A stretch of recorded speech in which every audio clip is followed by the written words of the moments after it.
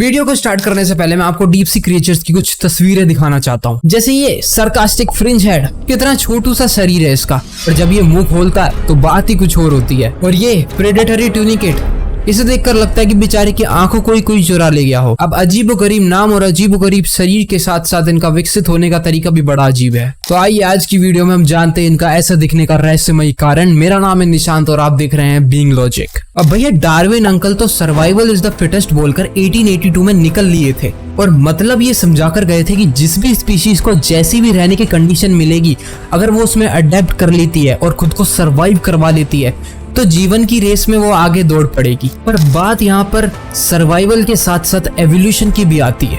जैसे जंगलों में रहने वाला भेड़िया और पृथ्वी के पोलर एरियाज में रहने वाला भेड़िया दोनों एक दूसरे से कितने अलग दिखते हैं, वैसे ही जंगलों में रहने वाला भालू और पृथ्वी के पोलर एरियाज में रहने वाला भालू दोनों अलग हैं। और ऐसा डीप सी एनिमल्स के साथ हम कह नहीं सकते, क्योंकि इन्हें देखकर लगता है कि इन्होंने डार्विन की बात कुछ ज्यादा ही सीरियस ले ली है। अब हर स्पीसीज की तरह इनकी खोज भी किसी न किसी ने तो की होगी। 2018 में ऑस्ट्रेलियन रिसर्चर्स का ग्रुप अंडर वाटर कैमरा से फिशिंग स्पॉट ढूंढ रहा था। अब तुम्हें मैं ये बता दूं कि इन मछली पकड़ने वालों की एक स्पेसिफिक फिशिंग स्पॉट होते हैं जहां पर मछलियों की तादाद बहुत ज्यादा होती है, और कभी कभी इनके साथ रिसर्चर्स या फिर पीएचडी कर रहे स्टूडेंट्स अपनी रिसर्च को पूरा करने के लिए चले जाते हैं। अब ऐसा ही कुछ उस दिन हो रहा था। अंडर वाटर में इन्हें एक सर कटा तैरता हुआ मुर्गा दिखाई देता है।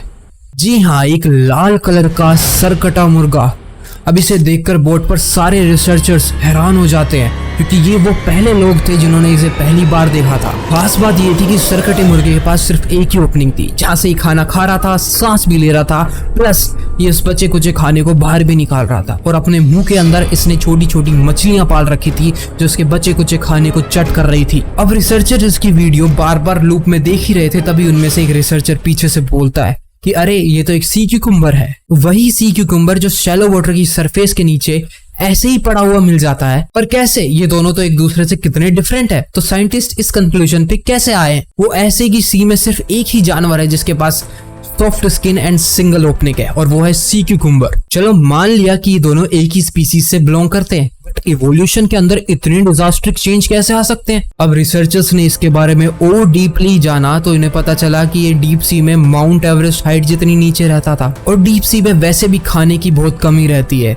तो खाने की खोज करने के लिए इसने विंग्स लाइक स्ट्रक्चर को डेवलप कर लिया ताकि ये ऊपर तक तैरकर खाना ढूंढ सके अपने लिए। अभी रिसर्चर्स चल ही रही थी, तभी रिसर्चर्स को कुछ डरावने क्रिएचर्स मिलते हैं। पहला था ये क्रैब। अब देखो इसे, इसका एक पैर एक अडल्ट ह्यूमन के बराबर है, और ये इंसान के छोटे बच्चे को आराम से निगल सकता है। और दूसरा ये जिसके गले तक दांत थे, बेसिकली ये एक इलेक्ट्रिक ईल से विकसित हुआ है। शैलो वाटर में शिकारी से बचने के लिए ये ईल्स खुद की बॉडी में करंट्स पैदा करती हैं, और वहीं डीप सी में ये खुद एक शिकारी है, और शिकार इससे बचकर ना भाग पाए इसलिए इसने गले तक इनवर्ड फेसिंग दांत विकसित कर लिए। अब तुम लोग कहोगे कि ठीक है ये हो रहा है और जानवर खुद को इस तरीके से विकसित कर रहे हैं, बट कितना टाइम लगता है और कैसे हो रहा है ये सब कुछ? इसका जवाब बखूबी देती है हमारी MIT की रिसर्चर, जिन्होंने मैक्सिकन टेट्राफिश पे अपनी रिसर्च कंडक्ट की थी। अब बेसिकली इन फिशेस को क्यों यूज किया गया? क्योंकि इनमें से कुछ फिशेस कुछ समय पहले डीप सी में रहने चली गई थी, और जब इन्हें देखा गया तो उन डीप सी वाली फिशेस की आंखें चली गई थी। अब इन्होंने इन फिशेस के अंदर कुछ केमिकल इंजेक्ट किया जो सालों से होने वाली इवोल्यूशन को अगली ही जनरेशन में करवा देगा, और रिजल्ट सुनकर आप लोग हैरान हो जाओगे। ऑब्जर्वेशन में हमें ये मिला कि आने वाली अगली जनरेशन की कुछ फिशेस की आंखें नॉर्मल से बड़ी हो गई थी और कुछ की गायब भी हो गई थी। अब बायोलॉजिकल लेवल पे देखा जाए तो सब कुछ इनकी बॉडी में मौजूद HSP9 प्रोटीन की वजह से हो रहा था, जो इनके जीन्स को म्यूटेट कर रहा था। अब ठीक है ऐसा हो रहा है, बट आंखें क्यों और कोई बॉडी पार्ट क्यों नहीं? अब इसका वैलिड प्रूफ तो हम इंसानों के पास है नहीं, बट इंसानों की आदत होती है ना कि हर एक चीज का एक रीजन बना देना, और सबसे लॉजिकल रीजन ये है कि डीप सी में अंधेरा बहुत ज्यादा होता है। अब अंधेरा ज्यादा होने के कारण आंखों का इतना यूज नहीं होता, बल्कि जितना यूज मूवमेंट डिटेक्ट करने वाले सेंसर्स का होता है। तो इन्होंने आंखों की जगह मूवमेंट डिटेक्ट करने वाले सेंसर्स को अपग्रेड कर लिया, और नेचुरल सिलेक्शन की वजह से इनकी आंखें चली गई। अब फिर दिमाग में एक सवाल आता है कि डीप सी में बाकियों की भी तो आंखें हैं, और वो भी आंखों के साथ ही सरवाइव कर रही हैं। अब इस चीज के लिए हमें थोड़ा सा म्यूटेशन के बारे में जानना पड़ेगा। उससे पहले हम सबकी बॉडी की एक स्मॉलेस्ट यूनिट एक सेल है, जिसे जुड़ जुड़ कर हम पूरे इंसान बने हैं, और हर एक सेल में जीन्स होते हैं। ये बेसिकली एक टाइप की प्रोग्रामिंग होती है हर किसी की बॉडी में, जो ये डिफाइन करता है कि तुम्हारा कैरेक्टर कैसा होगा।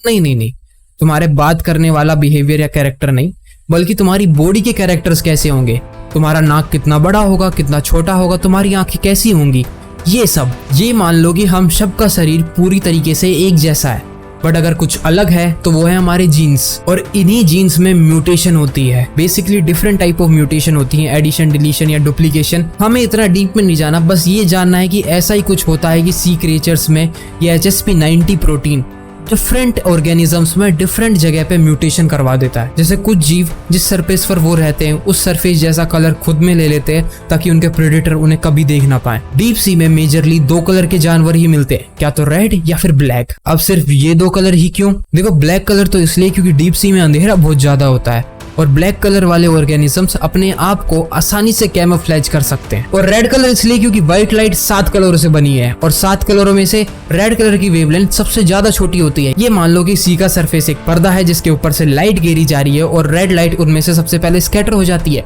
यानी नीचे रहने वाले जो रेड कलर के जानवर हैं वो एक तरीके से इनविजिबल हो जाते हैं। वेल, अब तुम्हें लग रहा होगा कि सब सॉर्टेड है, सारे जवाब मिल गए हैं, सब क्लियर हो गया है, पर ऐसा नहीं है। तुम्हें पता है कि डीप सी सिर्फ 5% एक्सप्लोर्ड है, बाकी का 95% अनएक्सप्लोर्ड है।